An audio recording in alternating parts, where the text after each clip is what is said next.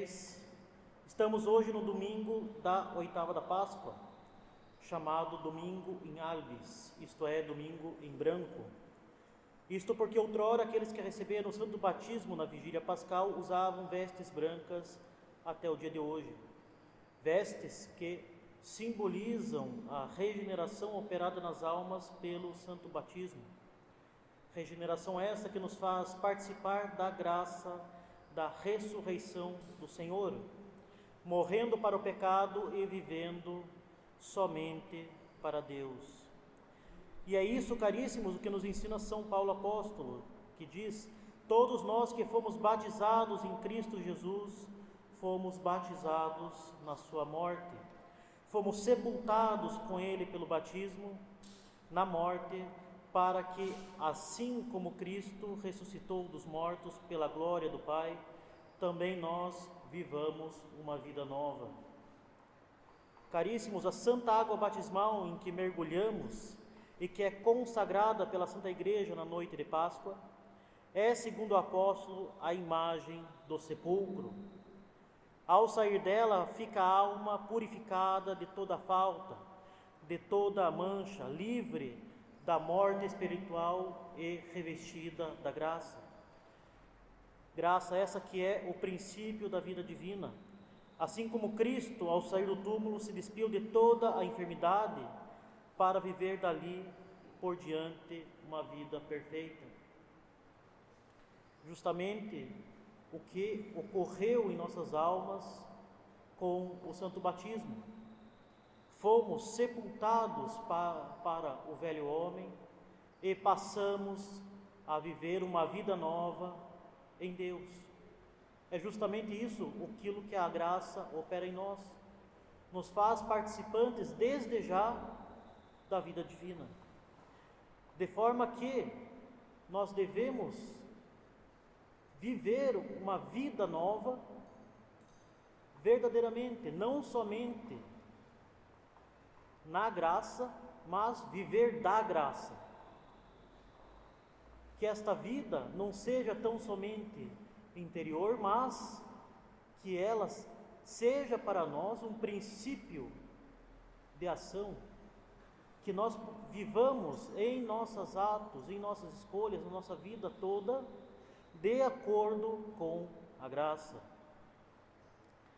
Assim, caríssimos, pela sua santa ressurreição, nosso Salvador nos mereceu a graça de vivermos como Ele para Deus, de sermos nós associados à sua ressurreição.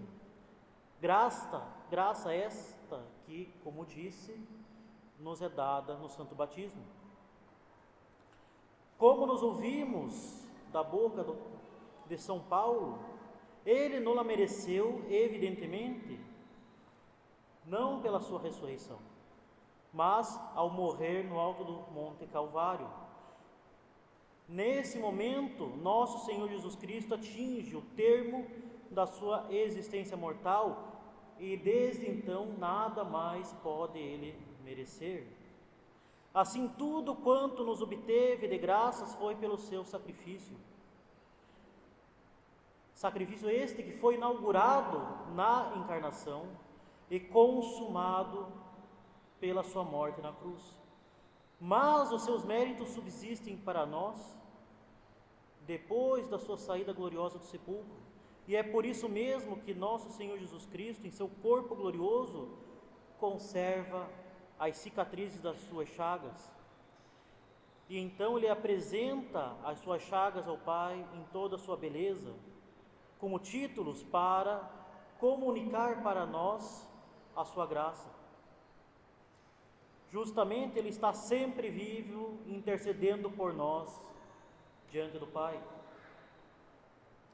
Caríssimos, esta obra da nossa santificação, da morte para o pecado e de viver tão somente para Deus, que foi inaugurada no batismo, continua durante toda a nossa existência. É certo que nosso Senhor só morreu uma vez, permitindo-nos assim poder morrer juntamente com Ele para tudo aquilo que é pecado. No entanto, caríssimos, nós devemos morrer todos os dias, pois nós conservamos permanentemente em nós as raízes do pecado, e o antigo inimigo trabalha sem cessar para atiçá-las e fazê-las ressurgir, fazendo com que nós tenhamos em nossa carne um princípio de rebelião contra a graça. E isso nós percebemos todos os dias. A gente sabe o que nós devemos fazer, a gente sabe aquilo que nós devemos evitar, e no entanto, nós acabamos pecando, nós acabamos caindo. Esta luta espiritual nós a percebemos todos os dias.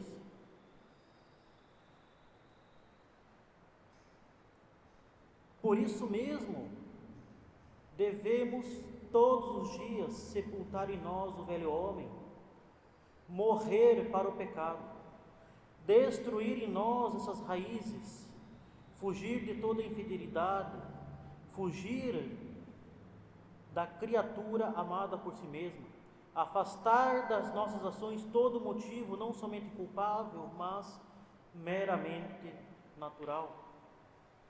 Devemos buscar justamente nos libertar de tudo aquilo que é criado, terreno, e conservar o coração livre de uma verdadeira liberdade espiritual. E é este o primeiro elemento da nossa santidade, aquele que nós vemos realizado em Cristo pela soberana e admirável independência em que vive a sua humanidade depois de ressuscitado. É este, caríssimos, um dos aspectos mais importantes e mais marcantes da graça pascal que nós devemos aproveitar nesse tempo em que a Santa Igreja nos apresenta a gloriosa humanidade de Cristo ressuscitado. São Paulo apóstolo destaca este elemento, que é justamente a liberdade, a libertação do pecado, com termos marcantes, como nós pudemos ouvir na epístola do dia de Páscoa. São Paulo exclama nesse dia: caríssimos, purificai-vos do velho fermento para serdes uma massa nova, pois desde que Jesus Cristo, nosso Cordeiro Pascal, foi imolado por nós, tornastes-vos pães ázimos. Participemos, pois, do banquete não com o fermento antigo, o fermento do mal e da perversidade, mas com os ázimos da verdade e da sinceridade. Tal exortação, que pode à primeira vista ser incompreensível nos dias de hoje, é a que a nossa Santa Madre Igreja escolheu como a mais adequada para resumir o nosso procedimento no momento em que celebramos o mistério da ressurreição. Isto, caríssimos, porque estes versículos de São Paulo indicam de forma muito clara e profunda o fruto que as nossas almas devem tirar desse mistério. E assim, afinal de contas, podem os senhores me questionar: que história é essa de fermento antigo, de pães ázimos? Qual o significado destas palavras? Para bem compreendê-las, caríssimos, nós devemos notar que nas vésperas da festa da Páscoa, durante a qual os hebreus celebravam o aniversário da passagem do anjo exterminador, que matou todos os primogênitos dos egípcios, e além disso, celebravam também a travessia do Mar Vermelho, que os libertou do jugo do faraó, os hebreus deviam fazer desaparecer das casas toda espécie de fermento. No dia da festa, depois de imolado o Cordeiro Pascal, eles o comiam com pães ázimos, isto é, pães que eram feitos sem fermento, pães não levedados. Esta celebração hebraica da Páscoa nada mais era, caríssimos, do que uma prefiguração da verdadeira Páscoa, a Páscoa estabelecida por nosso Redentor, Jesus Cristo, pela qual nós morremos para o pecado e somos libertados do jugo do demônio. Purificai-vos do velho fermento, despi-vos do velho homem, nascido do pecado, das suas concupiscências, as quais renunciastes pelo batismo. Naquele momento da regeneração batismal, caríssimos, participamos da morte de Cristo, que fez morrer em nós o pecado. Nós tornamo-nos, e assim devemos sempre permanecer pela graça, uma nova massa, isto é, uma nova criatura, um novo homem, a exemplo de Jesus Cristo saído glorioso do sepulcro.